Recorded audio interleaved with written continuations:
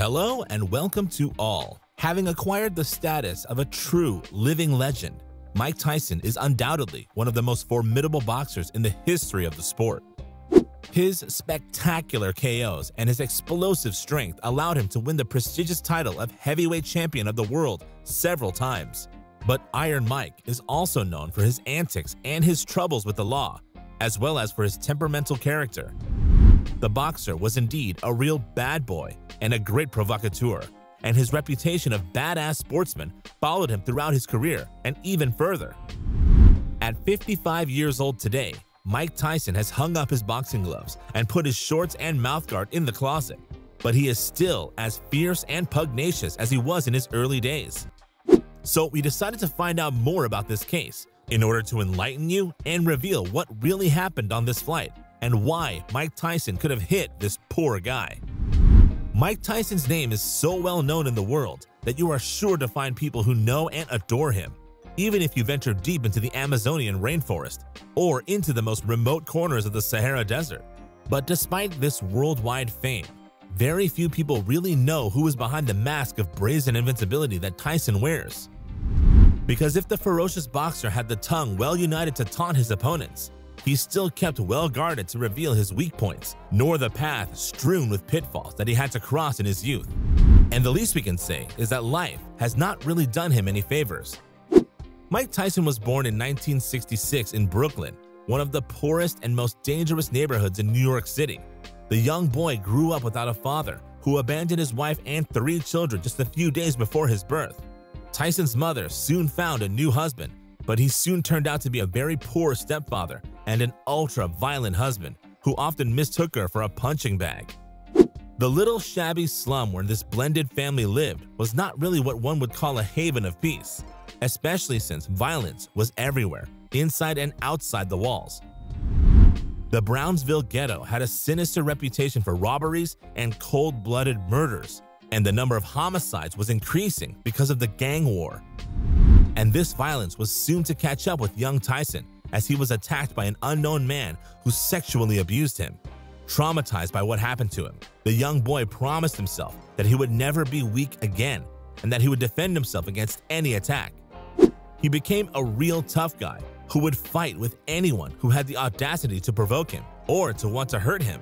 Little Tyson became a notorious delinquent, and after committing a few crimes, he ended up at the Tryon School, a reformatory in Johnstown.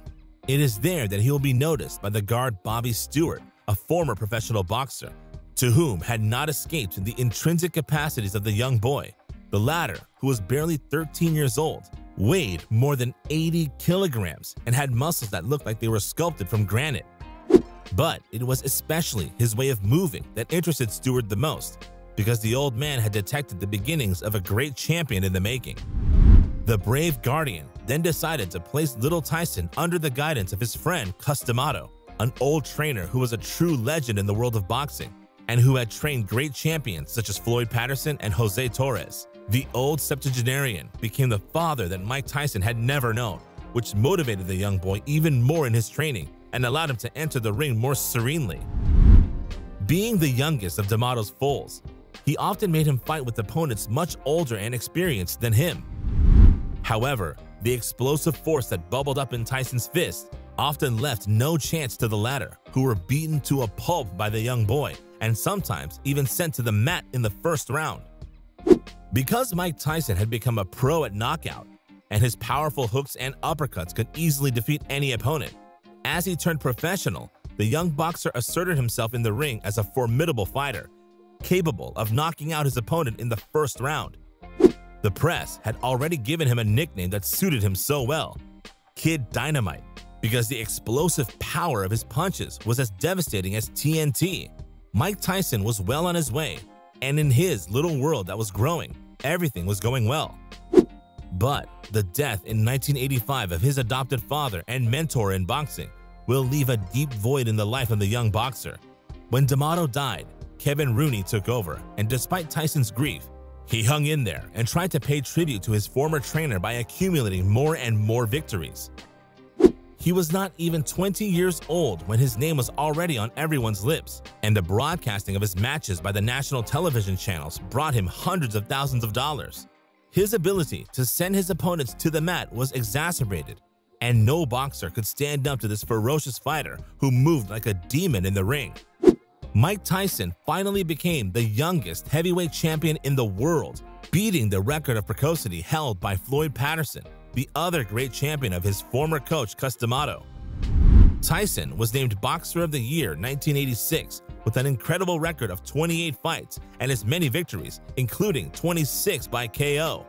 His popularity reached new heights, and his name would soon become a legend once and for all.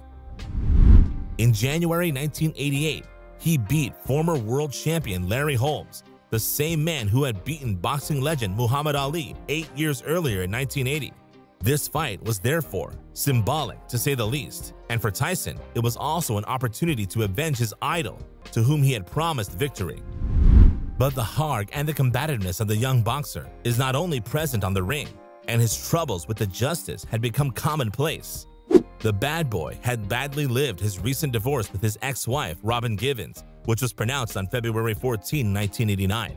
This painful separation resulted in a fierce aggressiveness, and if it allowed him to win in the ring in real life, it only brought him more and more serious problems.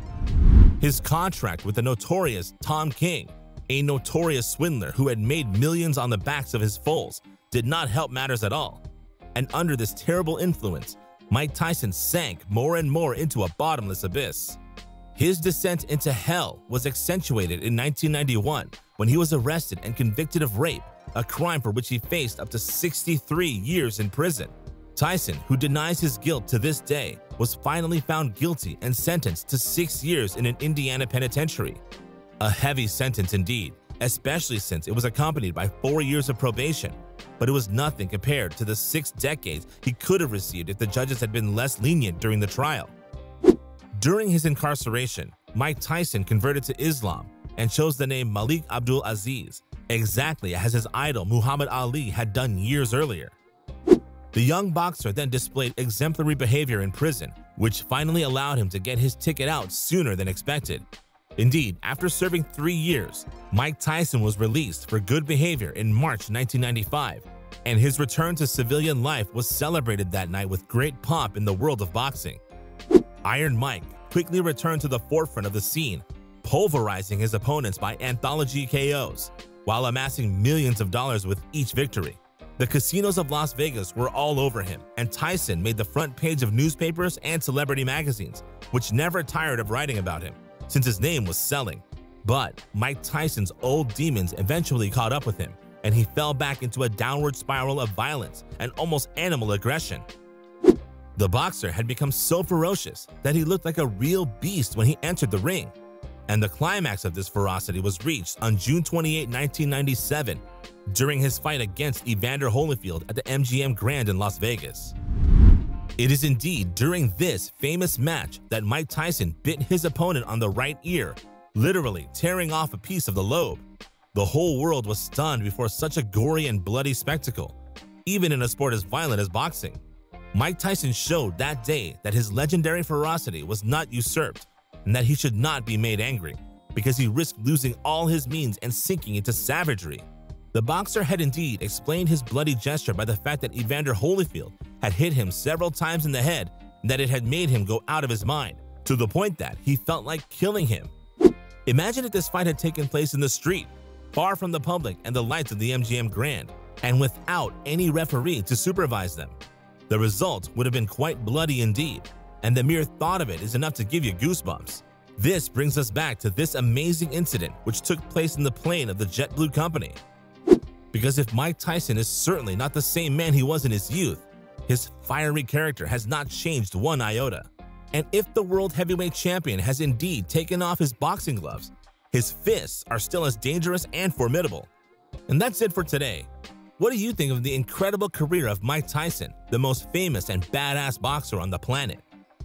And do you think he was right to beat up this poor guy, who, by the way, had it coming? Tell us in the comments, and if you liked this video, don't forget to put a like and subscribe and activate the notifications. See you soon for new discoveries out of the ordinary.